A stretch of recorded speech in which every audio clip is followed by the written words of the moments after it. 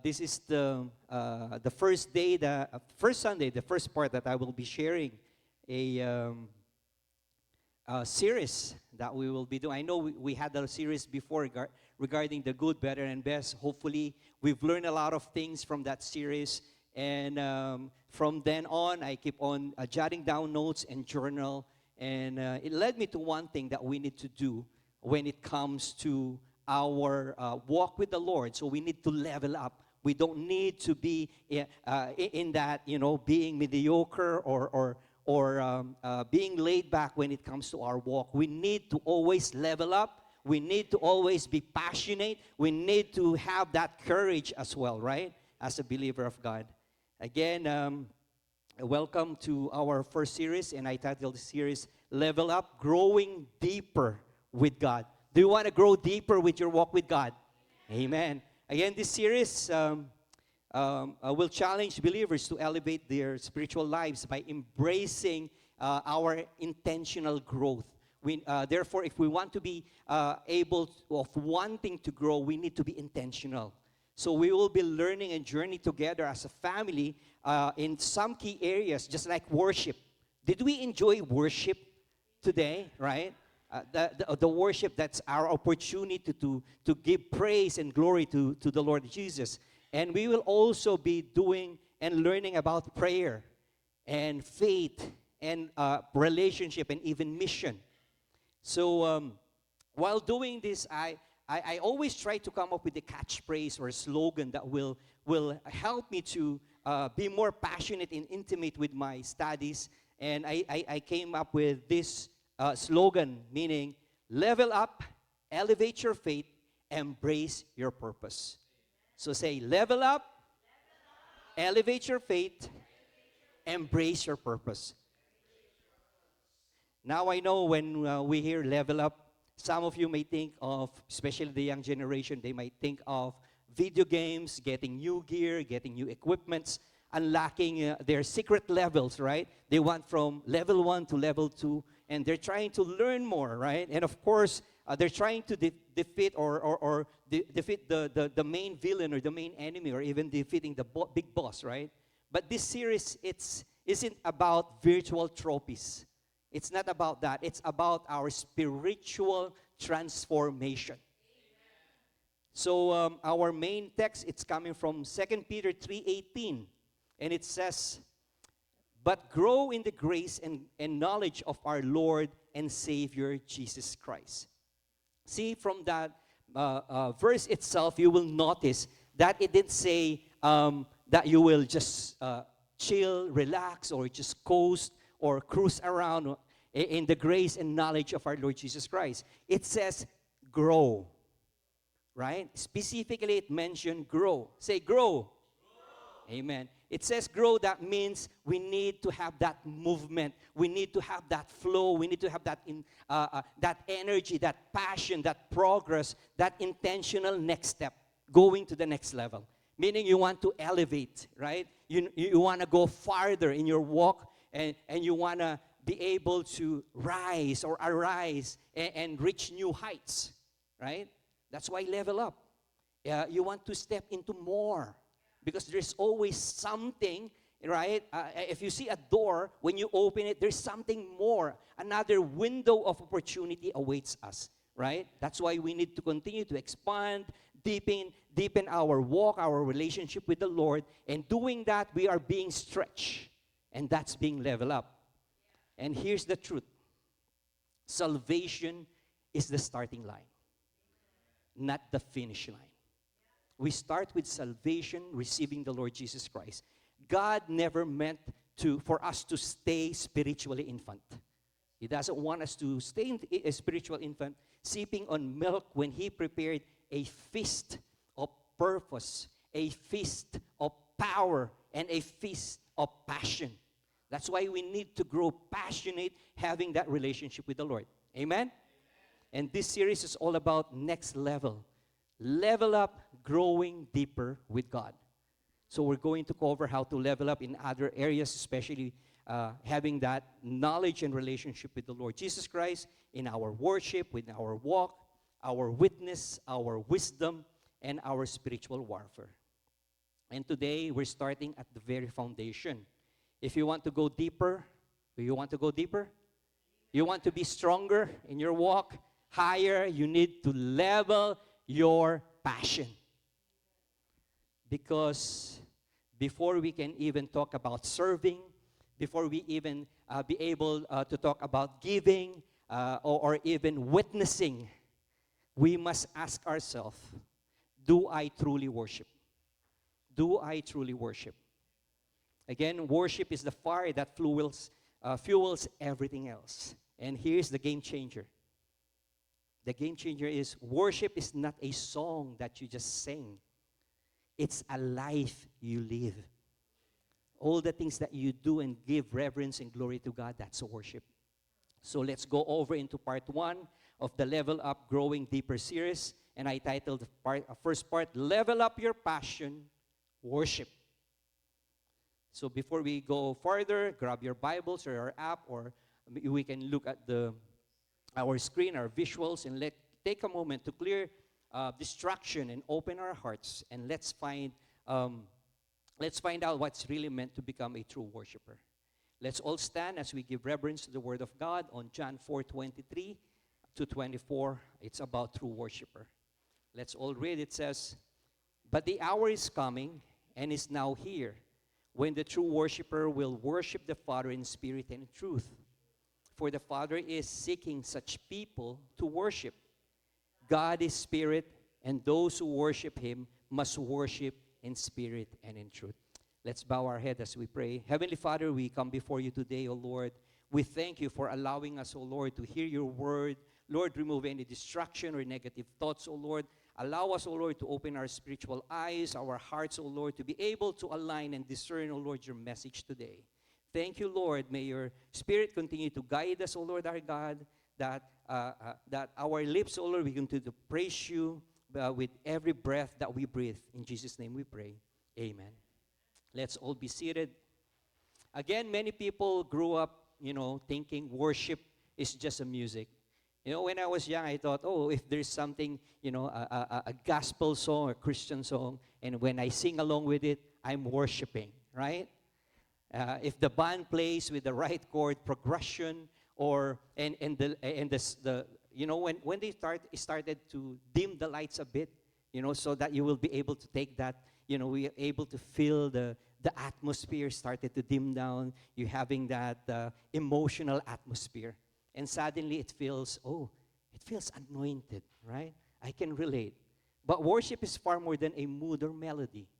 It's not about a stage. It's about the state of our heart, right? Just like, for example, today, we don't call it, on a Sunday, we don't call it service anymore. We call it celebration. Because there's a lot of things that we can celebrate. The goodness, the faithfulness of God. Amen?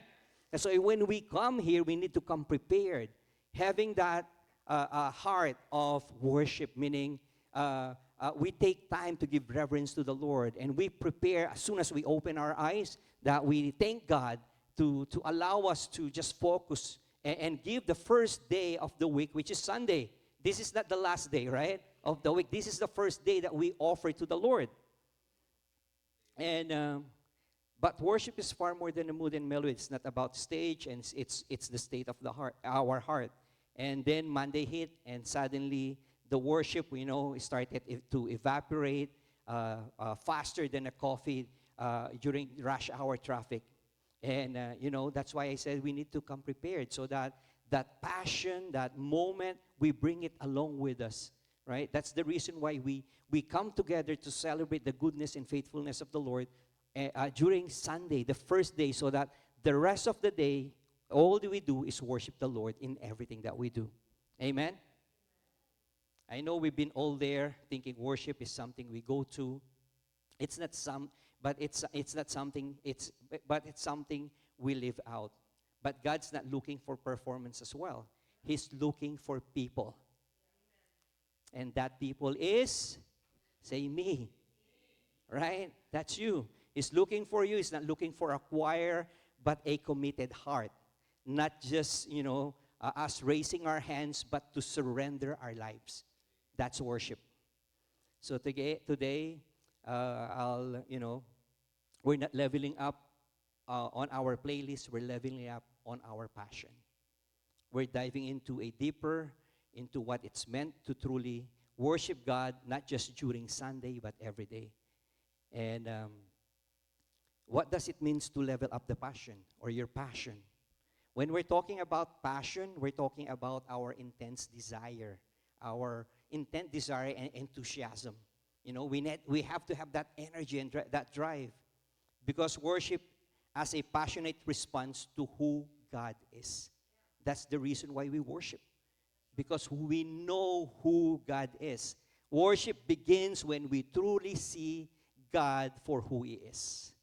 Without a high view of God, we won't be able to worship. Are we just going through the motions, or is our worship fueled by genuine purpose or genuine passion? See, there's a lot of barriers when we, wanting to have that passionate worship. There's a lot of barriers, distraction, busyness, right? For example, if your heart is not in tune, you can easily be distracted by what you hear, right? You won't be able to focus. Busyness, because we don't come prepared on a Sunday, having that state of mind, having that heart for worship. If you were just thinking, oh, it's Sunday, it's going to be another 1-2 hours to spend and see my friends at church, then that's it. And that's not worship. And other barriers are lack of understanding. We need to understand why we are here. We are called for a very specific purpose, to give reverence to the Lord and to be able to hear instruction in our direction in our life. See, some of the barriers as well is unconfessed sin or spiritual dryness. That's why it's very important when we come together in a celebration, we need to come prepared. There's also cultural or peer pressure. Again, worship is not just a Sunday activity, but a lifestyle that will reflect our love and our reverence to God. Worship isn't just a movement or a moment, right? It's our movement of the heart. God is not seeking performance, He's seeking passion. And time has come to level up from passive to passionate, from our shallow to surrender, and from habitual to holy. And worship, church, is the heartbeat of each believers. Check your heart, right? Is it beating and pounding for God's love? Are we having that desire and hunger, right? And this brings me to my first point, heartfelt honor. Because honor begins with humility. Where humility lives in our lives. Isaiah 29:13 says, the Lord says, these people come near to me with their mouths and honor me with their lips, but their hearts are far from me. Their worship of me is based on merely human rules they have been taught.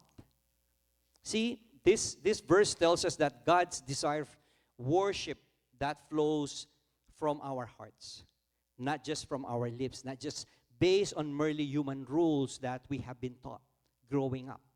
That's why every time we do our devotion, knowing about who God is, we need to continue doing that daily so that we will build that relationship and know who God is. Amen? Again, true worship starts in the heart. It's not about performance, but it's about our posture.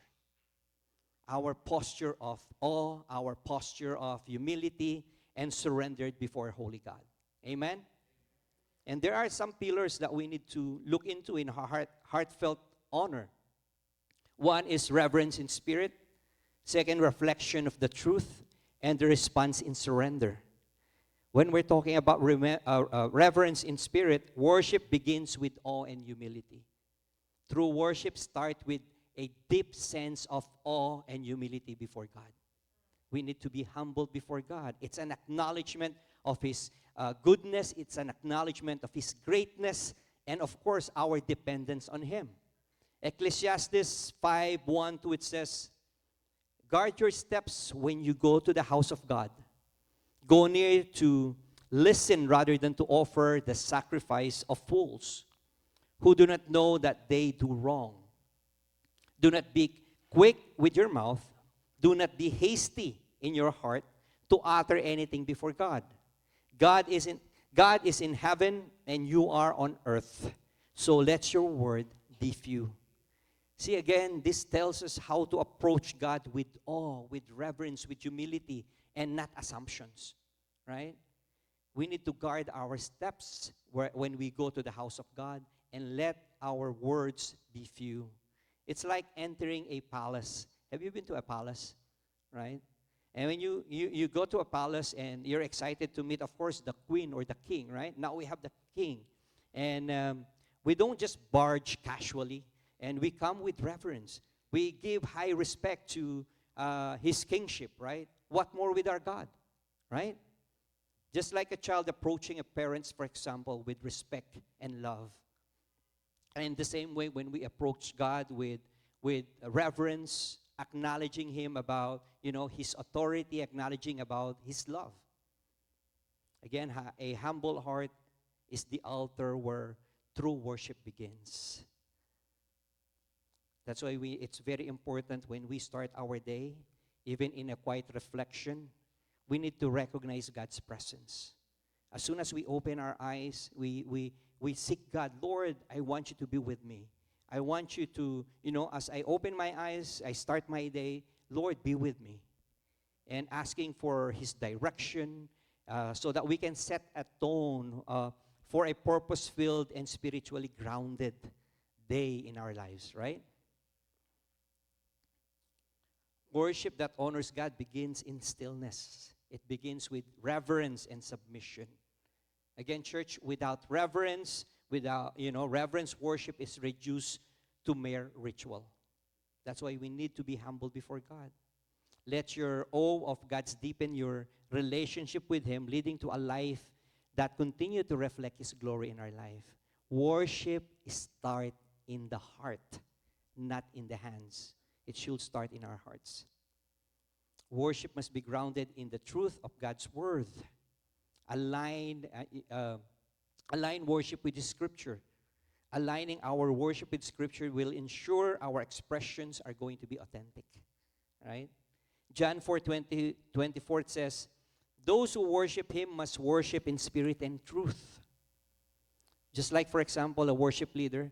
Me, I'm blessed. As soon as I wake up, in the morning, there's a worship leader beside me, and I witness how she prepared, I'm being encouraged, honestly, how she prepared, if she's going to lead the worship on a Sunday, daily, I'll be able to see how she earnestly seeking the Lord, not just, okay, this song is my favorite, I'm gonna and sing it on Sunday. No, it starts with prayer, She always makes sure that she fell in love with God over and over again. Lord, give me that heart so that your people will be able to worship on a Sunday, right? That should be our attitude, so that we have that desire, that hunger. And that's one thing that I am, I'm really grateful and thankful to the Lord for giving me a worshiper so that I can worship as well, right? And again, when she does it, she makes sure that everything is reflecting biblical truth, ensuring that the congregation worship is rooted in the scripture, in the word of God. Most of the time, she's reading Psalm before prayer. That helped align our hearts with God's truth. It says, truth in words, truth in worship. Worship without truth is like a song without melody. Again, truth in the word, truth in worship. Worship without truth is like a song without melody. Again, as a challenge, take time, even 5 minutes a day, just like a vitamins. If you need vitamins to boost your energy every day, 5 minutes a day to read the scripture and thank God and bless his name. Amen? It will change not your mindset, but your life and the life of people around you. Let the word of God shape your worship, ensuring that it is both truthful and transformative. It will transform our life, not just our physical life, but our spiritual lives. And as you immerse yourself in the scripture, let's inspire and direct that, that our heart will continue to have that worship. Because true worship is inseparable from the truth of God's word. Romans 12:1, it says, "Therefore I urge you, brothers and sisters, in view of God's mercy, to offer your bodies or present your bodies as a living sacrifice, holy and pleasing to God. This is your true," and it says, "and proper worship." Again, worship is not just an act, but a lifestyle. You want that lifestyle? Worship. See, in Romans 12:1, it urges believers to offer or present their bodies as a living sacrifice. It teaches that the real worship is a surrendered life. In everything that we do, we give it to the Lord. Lord, it's all yours. Everything belongs to you. And we need to do that as a daily offering of expressing our gratitude, our thankfulness to the Lord. Surrender is the sound of a sincere worship. Without surrender, worship is incomplete. We need to surrender. Worship as a way of life. Colossians 3:17, it says, "And whatever you do, whether in words or deed, do it all in the name of the Lord Jesus, giving thanks to God, the Father, through Him." So again, don't go to worship. Don't go to worship. Live worship. You need to live everything that you have as soon as you open your eyes, as you breathe the air that comes from the Lord. That's an act of worship. Do everything that will glorify and please our God the Father. Amen? Even eating. Who likes eating? I like eating. Yeah, Mama E likes eating too. My wife and I like our cooking too. I like eating. Even eating can glorify if we done it with gratitude and purpose. Right? Meaning, when you receive food, that's a blessing. So don't waste it. Use it to nourish, and having that nutritions coming from that food that will enable our body to be healthy. Then we present it before the Lord. Don't eat too much, especially going on a Sunday afternoon for worship. We feel tired because we're full, right? We need to make sure that our body is filled with energy, that we are emptying all of it because we're giving it back to the Lord. And so that we will receive something from the Lord, His power, His wisdom, His truth. Psalm 34:1, it says, "I will extol the Lord at all times. His praise will always be on my lips." Right? I will extol, I will praise the Lord. That's the same, this is why I love David from the Bible, right? David, everything he resolved it through worship at all times. Whether it's hard times, even when he's seen, even when, he used that to, "Lord, forgive me. Lord, again, I offer it to you in everything that I do. I repent." And then he started to repent. Worship is a mindset, not a mood. There are lifestyle that we need for worship. We need to do devotion daily. We need to declare, have that declaration of His goodness boldly.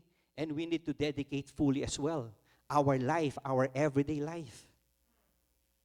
Because worship should permeate every day and not just during Sunday. It's not just between 1-2 hours. Worship is every minute, every second that we do that will please and glorify the Lord. Living a life of devotion means consistently seeking God. We need to consistently seek God and honor Him in all circumstances.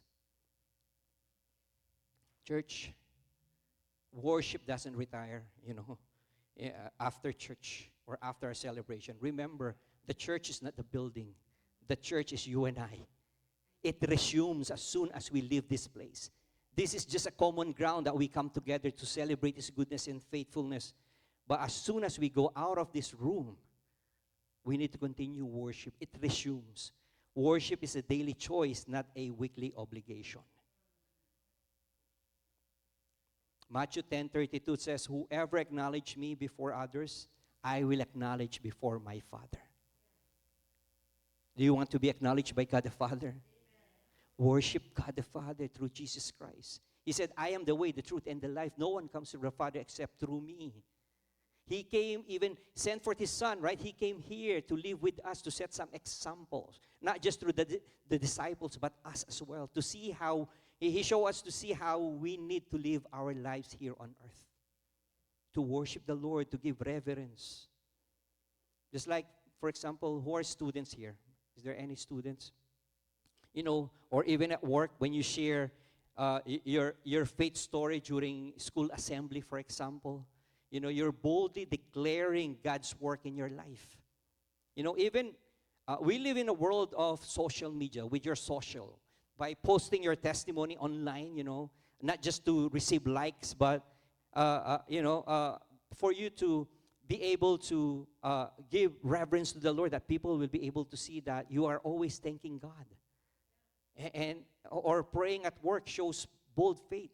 Just like yesterday, we went to, we were blessed that God sent us to, I like Japanese food, sent us to a Japanese food, and every time we go, He's so wonderful. I'm always in awe. We seated with, with a guy with a pierce, with a tattoo, with their child.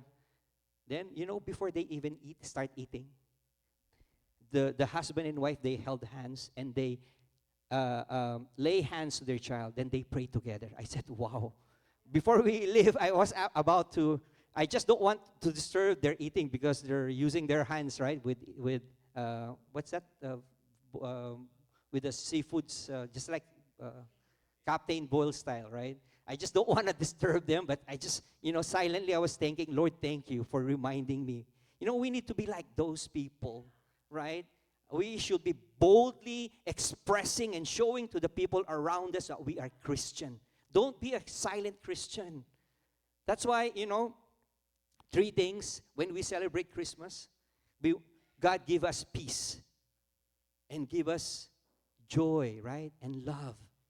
Bring that with us every day. We need to bring that every day. If you're an employee, try to work diligently. Represent yourself as a follower of Christ. We need to do everything ethically. When we do that, we're doing all the things that we do at work as an act of worship. Worship is wholehearted dedication. To worship God is to dedicate every part of our life to Him. Choose, try to choose even one day.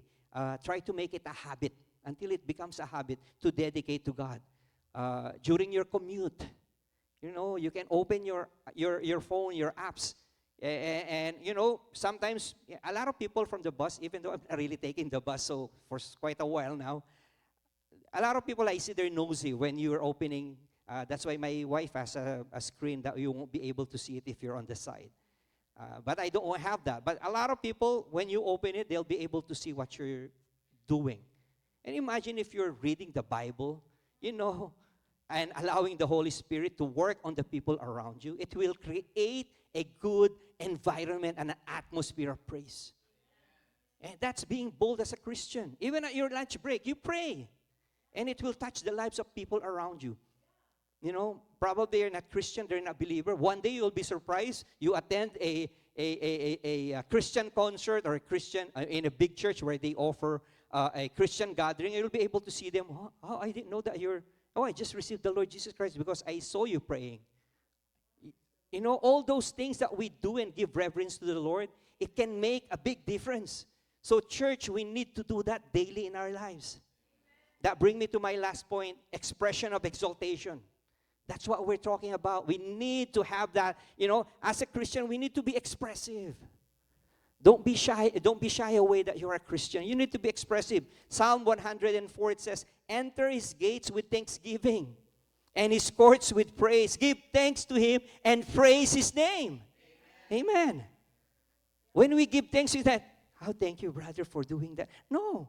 When people are doing something good, right? We are so excited. Oh, thank you very much for the wonderful act of kindness or goodness that you're doing that. You're saying it to your friend, to your family, to your loved ones. What more with the Lord? Right? Isn't it, Lord, thank you. When we are thankful and have that, gratitude with the Lord, we should be filled with that expression of exaltation. Lord, thank you. Lord, bless you. Lord, I bless you. Thank you, Father God. Thank you, Father God. Be thankful to Him and bless His name. Don't shy away. Praise is more than a sound. You know why? Because that's going to be your signature to heaven. It's our signature to heaven when we praise God. That's why we need to practice here. When we come together in heaven worshiping the Lord, if you just, Lord, thank you, Lord, thank you. I know He will hear you. But He likes to hear more of those people. Lord, thank you. Lord, thank you. Lord, we worship you. We bless you. Right? We should be filled with expression and exaltation. And there are different expressions of our real worship. Praise in passion. Be passionate. Let your worship flow from your heart, from inside out. And posture in purity. Come before God, being clean. I know every day we do mistakes and we sin. But always, be quick to ask for forgiveness. And we need to practice that so that we will repent. So we won't be doing that over and over again. It won't be a habitual process in our life. And last is we need to practice in purpose. Continue to live your life to glorify God. Amen? Psalm 103, verse 1 to 2, it says, Praise the Lord, my soul, all my inmost being. Praise His holy name. Praise the Lord, my soul, and forget not all His benefits. Wow. We need to bless the Lord, from deep in our soul. Don't just raise your hands, raise your heart. Have that love and hunger and that desire to express everything to the Lord. Don't shy away. Give your heart. It belongs to you. It belongs to God. It doesn't belong to you. Just again, my favorite today is David. David, when he worshiped the Lord, he after is on God's own heart. That should be our attitude. Psalm 24:3-4, it says, Who may ascend the mountain of the Lord? Who may stand in His holy place? The one who has clean hands and pure hearts, who does not trust in an idol or swear by a false god. Church, our worship should come from a place of purity. Purity gives access to God's presence in our life. We need to come pure before Him. You know why that when Moses at the burning bush, he wasn't able to see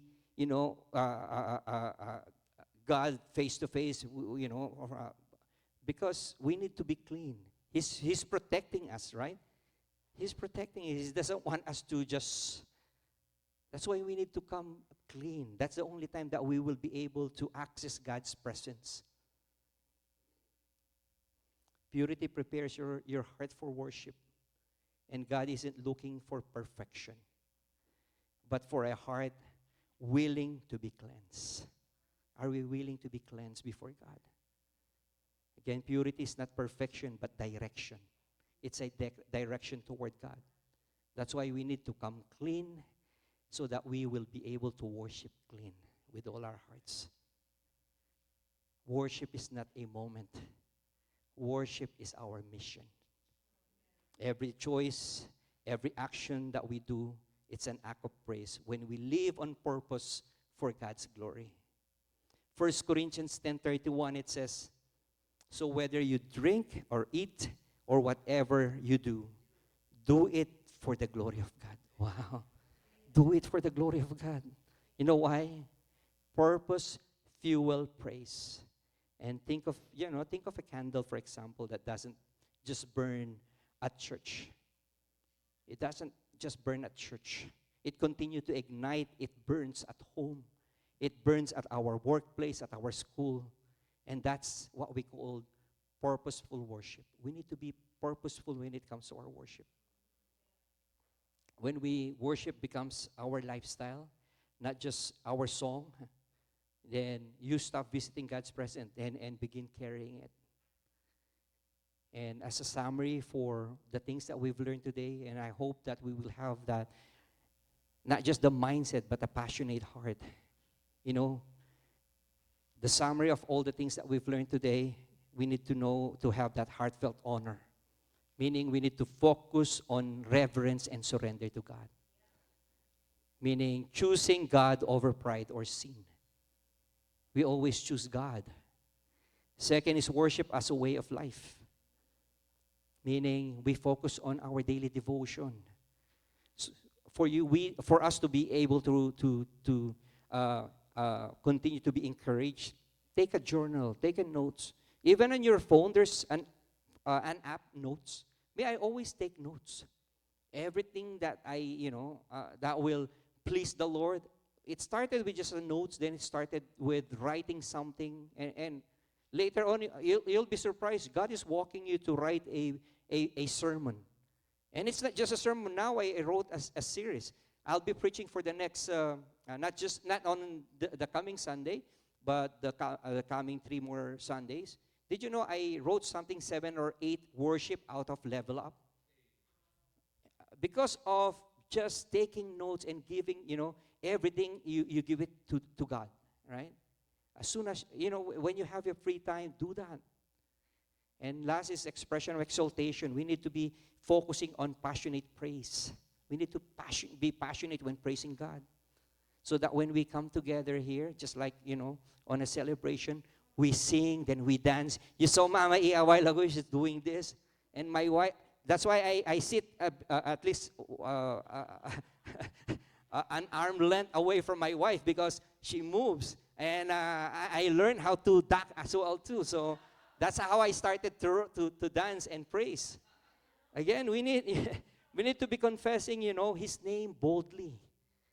At church, so that it will come natural, a lifestyle every time we go out. And when you're walking and there's a bump on the road, and when you trip, oh, praise God, praise God. Thank you, Lord. Thank you, Lord. See how it changed your mindset, the atmosphere around you, right? And people, when they drop, they will say something very vulgar and sensitive. But when we do it as, a lifestyle of worship, when we drop something, we're not saying something vulgar. We're going to say, oh, praise God, I didn't hit it didn't hit my legs or something. You're thinking positive things.